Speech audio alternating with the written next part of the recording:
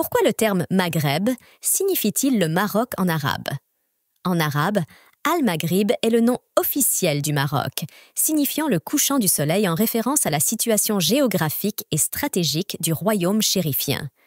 Vous avez certainement remarqué récemment des individus cherchant à déformer le véritable sens et l'authentique histoire associée à cette appellation.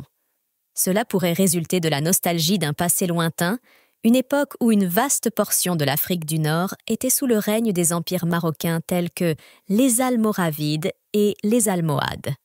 Ces empires étendaient leur influence jusqu'à la péninsule ibérique, constituant ainsi une part indissociable de l'histoire archivée de la région, une histoire qui ne peut être effacée.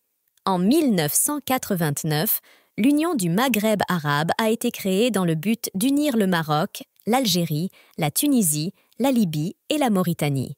Cette union n'a jamais abouti pour des raisons floues et ambiguës.